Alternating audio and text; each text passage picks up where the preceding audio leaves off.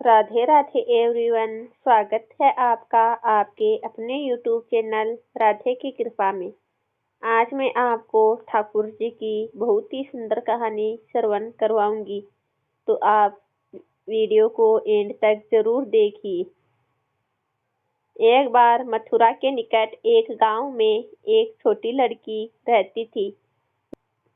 वृंदावन के निकट होने के कारण वहां से बहुत लोग ठाकुर जी के दर्शन करने के लिए जाते थे। जब वो छोटी बच्ची 5 साल की हुई तो उसके घर वाले बांके बिहारी जी के दर्शन करने के लिए जा रहे थे। उस समय वाहन बहुत कम थे। उनको दर्शन करने के लिए जाते देखकर उस छोटी लड़की ने अपने पिताजी से कहा, पिताजी, मुझे भी अपने साथ ठाकुर जी के दर्शन के लिए ले चलो।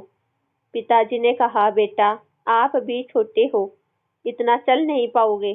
थोड़ा बड़ा हो जाओ, तब तुम्हें साथ में ले चलेंगे। कुछ समय बीता। जब वो लड़की 7 साल की हुई तो फिर घर वालों का किसी कारणवश वृंदावन जाना हुआ। फिर उस बच्ची ने कहा, पिताजी, अब मुझे भी अपने साथ ले चलो ठाकुर जी की दर्शन के लिए। लेकिन किसी कारणवश वो उसको नहीं ले जा सके। बच्ची के मन में ठाकुर जी के प्रति बहुत प्रेम था।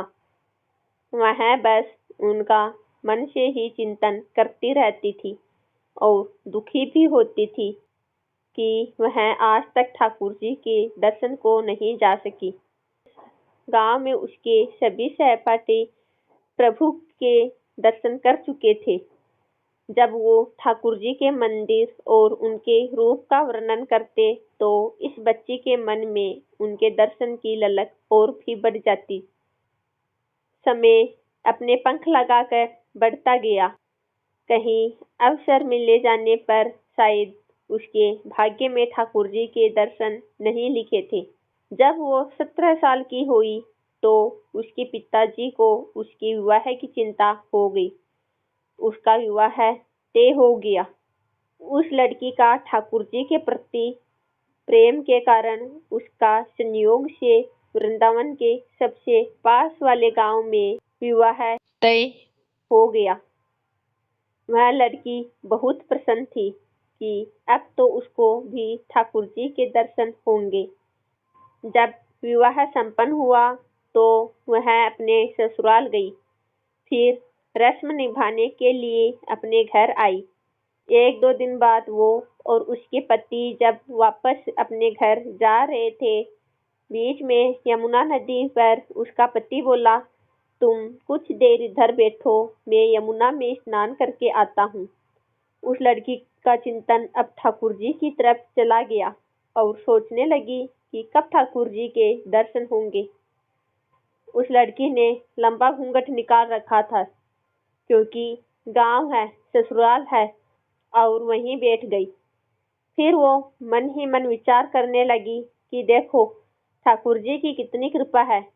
मैंने उन्हें बचपन से भजा और दर्शन के लिए लालायित थी। उनकी कृपा से अब मेरा विवाह श्रीधाम वृंदावन में ही हो गया। पर मैं इतने सालों से ठाकुर जी को मानती हूँ, पर अब तक उनसे कोई भी रिश्ता नहीं जोड़ा। फिर सोचने लगी, ठाकुर जी की उम्र क्या हो सकती है। मेरे हिसाब से लगभग 17 वर्ष के ही होंगे। मेरे पति 21 वर्ष के हैं, उनसे थोड़े ही छोटे होंगे, इसलिए वो मेरे पति के छोटे भाई की तरह हुए तो मेरे देवर की तरह है। लो, आज से ठाकुर जी मेरे देवर होंगे।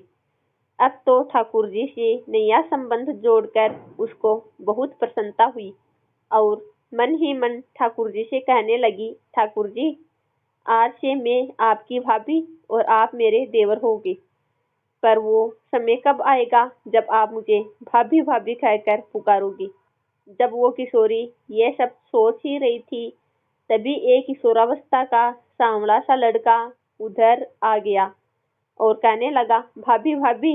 लड़की अचानक अपने भाव से बाहर आई और सोचने लगी, वृंदावन में तो मैं नई हूँ, ये भाभी कहकर कौन बुला रहा है। वो नई थी, इसलिए घूंघट उठाकर भी नहीं देखा कि गांव के किसी बड़े बूढ़े ने देख लिया तो बड़ी बदनामी होगी। जब वह बालक बार बार कहता पर वह उत्तर नहीं देती। बालक उसके और पास आया और कहा, भाभी, नेक अपना चेहरा तो दिखाई दे। अब वह सोचने लगी, अरे ये बालक तो बहुत जिद कर रहा है। इसलिए उसने और कस के अपना घूंघट पकड़ लिया और बैठी रही और सोचने लगी कि कहीं वह घूंघट उठाकर देख ना ले। फिर वह बालक बोला कि भाभी, आपने ये पर्दा क्यों कर रखा है? हम तो आपके देवर हैं।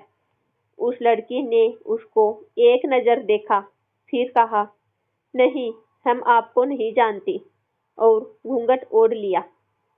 फिर उस लड़के ने कहा, नहीं नहीं, हम आपको जानते हैं, आप उस गांव के हो, बस कुछ ही दूर में हमारा घर है।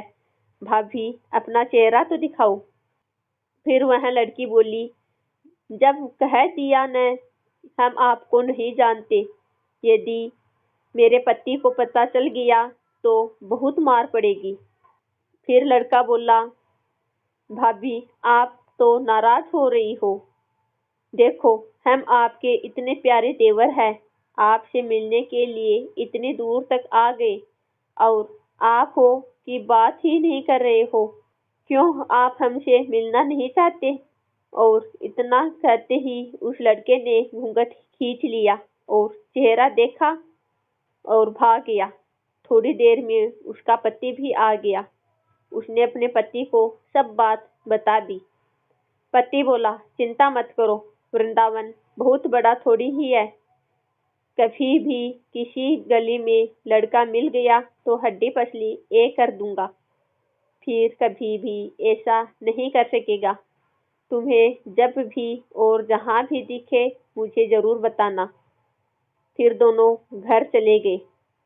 कुछ दिन बाद उसकी सासू माँ ने अपने बेटे से कहा, बेटा, देख तेरा विवाह हो गया, अब बहू मायके से भी आ गई, पर तुम दोनों अभी तक बांके बिहारी जी के दर्शन के लिए नहीं गए। कल तुम जाकर बहू को ठाकुर जी के दर्शन करा कर लाना। अगले दिन दोनों पति और पत्नी ठाकुर जी के दर्शन के लिए मंदिर में जाते हैं। ठाकुर जी के मंदिर में बहुत भीड़ थी। लड़का कहने लगा, देखो, तुम स्त्रियों के साथ आगे जाकर दर्शन करो, मैं आता हूँ। जब वो आगे गई पर घूंघट नहीं उठाती। उसको डर लगता कोई बड़ा बूढ़ा देख लेगा और कहेगा कि नई बहू बिना घूंघट के ही घूम रही है। बहुत देर हो गई तो पीछे से पति ने आकर कहा, अरे बावड़ी, ठाकुर जी सामने हैं, घूंघट काहे को नहीं खोले?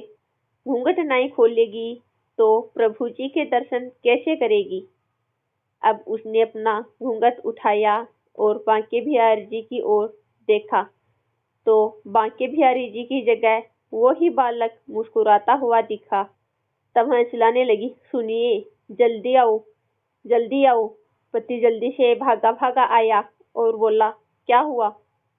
लड़की बोली, उस दिन जो मुझे भाभी भाभी कहकर भागा था न, वह लड़का मिल गया। पति ने कहा, कहाँ है? अभी उसे देखता हूँ, बता तो जरा। उसने ठाकुर जी की ओर इशारा करके कहा, ये रहा, आपके सामने ही तो है। उसके पति ने जब देखा तो अवाक रह गया और वहीं मंदिर में ही अपनी पत्नी के चरणों में गिर पड़ा और बोला, तुम बहुत ही धन्य हो। वास्तव में तुम्हारे हृदय में सच्चा भाव ठाकुर जी के प्रति है। हम इतने वर्षों से वृंदावन में हैं, पर आज तक हमें उनके दर्शन नहीं हुए, और तेरा भाव इतना उच्च है कि ठाकुर जी ने तुझे दर्शन दे दिए। ठाकुर जी से सच्चे प्रेम से जो भी रिश्ता करो तो ठाकुर जी उसे जरूर निभाते हैं। जैसे कि इस कहानी में ठाकुर जी ने देवर का संबंध निभाया। आशा करती हूँ आपको ठाकुर जी की यह कहानी अच्छी लगी होगी। यदि आपको ठाकुर जी की यह कहानी अच्छी लगी है तो वीडियो को लाइक एवं चैनल को सब्सक्राइब करना ना भूलिए और कमेंट बॉक्स में राधे राधे जरूर लिखें।